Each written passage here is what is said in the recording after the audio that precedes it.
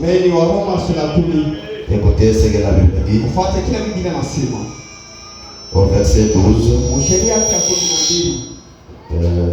La Bible dit, il n'y a aucune différence en effet entre les Juifs et les Grecs. Hakuna chanisho basi kati ya Wayuda na Wagreki, puisqu'ils ont tous un même Seigneur. Est-ce que vous les croyez comme cela? Et qui est riche pour tous ceux qui l'invoquent.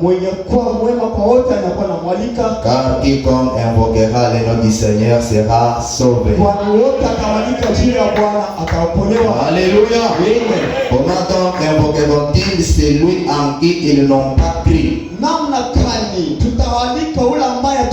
Les gens.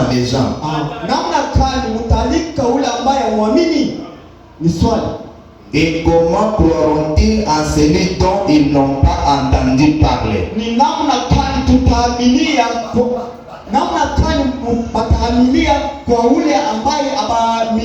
Et comment en entendront-ils parler s'il n'y a personne qui prêche?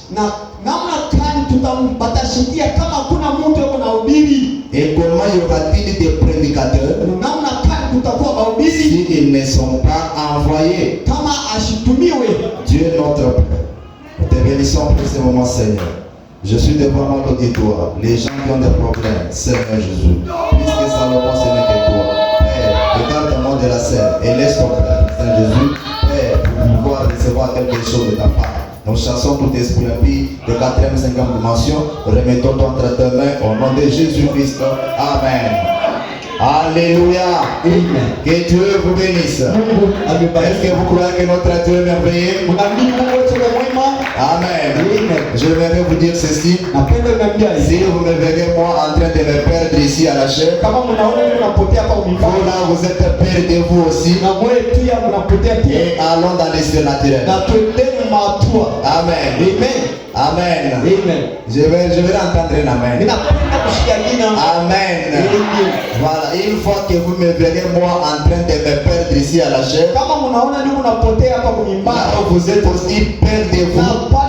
Allons-y dans les cieux naturels et rencontrons le Seigneur là où chacun de vous aura les désirs de son cœur.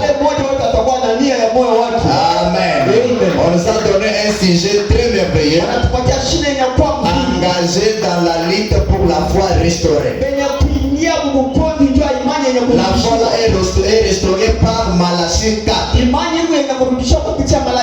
pas dans n'importe quel âge, mais c'est dans l'âge de la Odyssée. Et frère Branham me dit, c'est l'âge où il y a le croisement de tous les esprits.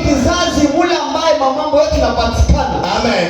C'est l'âge où Satan a déversé toute sa connaissance sur le peuple. Et c'est l'âge où Dieu aussi a déversé toute sa plénitude. Alléluia.